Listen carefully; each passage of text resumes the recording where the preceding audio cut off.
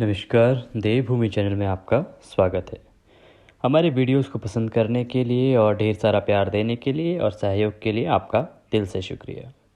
आज के इस वीडियो में हम श्रवण करेंगे सोमवार व्रत कथा, जिसे अवश्य ही सोमवार के व्रत में सुनना चाहिए। उससे भगवान भोलेनाथ प्रसन्न होते हैं और आपका व्रत संपूर्ण होता है। इसके बाद आरती करना और भोग लगाना ना भूलें। भगवान शिव शंकर के चरणों में ध्यान लगाइए, एकाग्रचित होकर बैठ जाइए और कथा सुनना आरंभ कीजिए। ओम नमः शिवाय।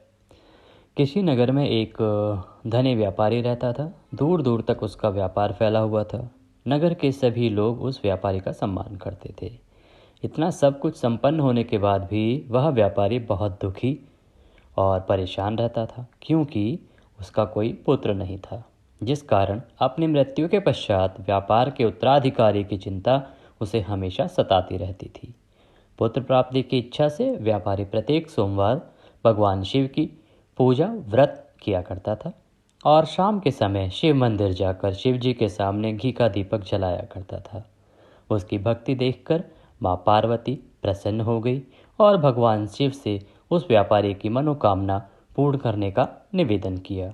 भगवान शिव बोले, इस संसार में सबको उसके कर्म के अनुसार फल की प्राप्ति होती है। जो प्राणी जैसा कर्म करते हैं उन्हें वैसा ही फल प्राप्त होता है।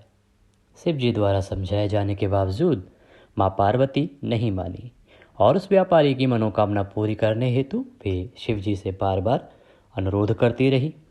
अंततः माता के आग्रह को देखकर भगवान भोलेनाथ को उस व्यापारी को पुत्र प्राप्ति का वरदान देना पड़ा। वरदान देने के पश्चात भोलेनाथ माँ पार्वती से बोले, आपके आग्रह पर मैंने पुत्र प्राप्ति का वरदान तो दे दिया, परंतु इसकी आयु सिर्फ 16 वर्ष तक ही रहेगी। उससे अधिक समय तक यह जीवित नहीं रहेगा। उसी रात भगवान शिव उस व्यापारी के स्वप्न में आए और उसे पुत्र प्राप्ति का वरदान दिया और उसके पुत्र के 16 वर्ष तक जीवित रहने की बात भी बताई। भगवान के वरदान से व्यापारी को खुशी तो हुई, लेकिन पुत्र की अल्पायु की चिंता ने उस खुशी को नष्ट कर दिया। व्यापारी पहले की तरह सोमवार के दिन भगवान शिव का विधिवत व्रत करता रहा। कुछ महीनों के बाद उसके घर एक अति सुंदर बालक ने जन्म लिया और घर में खुशियां ही खुशियां भर गई। बहुत धूमधाम से पुत्र जन्म का समारोह मनाया गया, परंतु व्यापारी को पुत्र जन्म की अधिक खुशी नहीं हुई, क्योंकि उसे पुत्र की अल्पायु के रहस्य का पहले से पता था। जब पुत्र 12 वर्ष का हुआ तो व्यापारी ने उसे उसके मामा के साथ पढ़ने के लिए वाराणसी भेज दिया। लड़का अपने मामा के साथ शिक्षा प्राप्ति हेतु चला गया। रास्ते में जहाँ भी मामा भांजे विश्राम हेतु रुकते, वहीं यज्ञ करते और ब्राह्मणों को भोजन कराते। लंबी यात्रा के बाद मामा भांजे एक नगर में पहुँचे। उस नगर के राजा की कन्या का विवाह था, जिस कारण पूरे नगर को सजाया गया था। निश्चय समय पर बारात आई, लेकिन वह वर का पिता अपने बेटे के एक आंख से काणे होने के कारण बहुत चिंतित था। उसे भय था कि इस बात का पता चलने पर कहीं राजा विवाह से इनकार ना कर दे, इससे उसकी बदनामी भी होगी। जब वर के पिता ने व्यापारी के पुत्र को देखा तो उसके मस्तिष्क में एक विचार आया। उसने सोचा, क्यों ना इस लड़के को दूल्हा बनाकर राजकुमारी से विवाह करा दूं। विवाह के बाद इसको धन देकर विदा कर दूंगा और राजकुमारी को अपने घर नगर पे ले जाऊंगा। वर के पिता ने लड़के के मामा से इस संबंध में बात की। मामा ने धन मिलने के लालच में वर के पिता की बात स्वीकार कर ली। लड़के को दूल्हे का वस्त्र पहनाकर राजकुमारी से विवाह कर दिया गया। राजा ने बहुत सारा धन देकर राजकुमारी को विदा किया।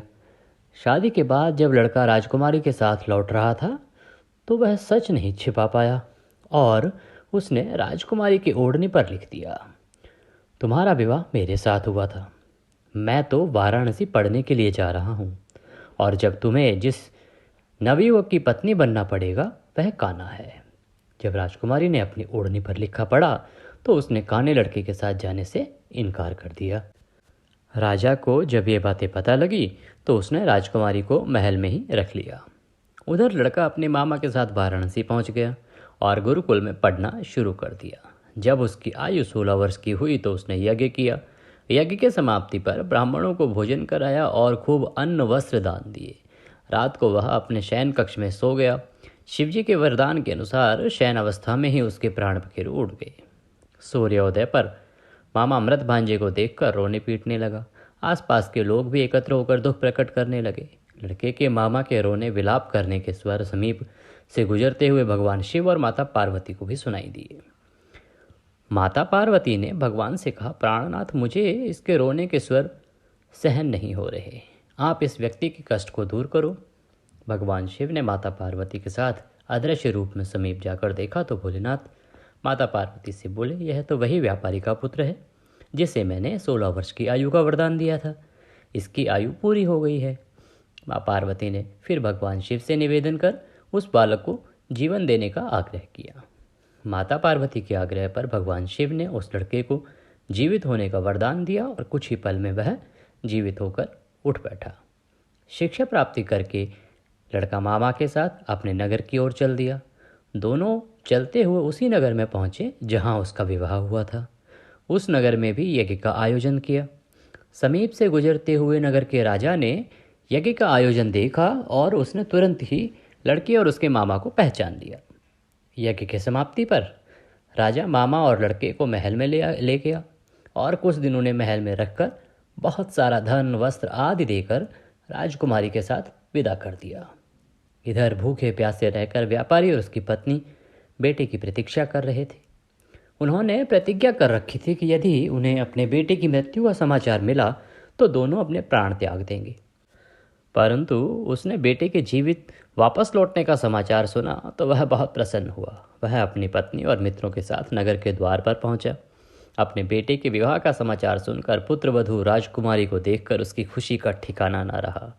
उसी रात भगवान शिव ने व्यापारी के स्वप्न में आकर कहा, हे श्रेष्ठी, मैंने तेरे सोमवार के व्रत करने और व्रत कथा सुनने से प्रसन्न होकर तेरे पुत्र को लंबी आयु प्रदान की है। पुत्र की लंबी आयु जानकर व्यापारी बहुत प्रसन्न हुआ। शिव भक्तों ने तथा सोमवार का व्रत करने से व्यापारी की सभी मनोकामनाएं पूरी हुई। इसी प्रकार जो भक्त सोमवार का विधिवत व्रत करते हैं और व्रत कथा सुनते हैं उनकी सभी इच्छाएं भगवान भोलेनाथ और माता पार्वती अवश्य पूरा करते हैं। बोलिए शंकर भगवान की जय। इसी के साथ कथा यहाँ पर समाप्त होती है। आप आरती करेंगे और आरती करने के बाद भगवान को भोग लगाएंगे।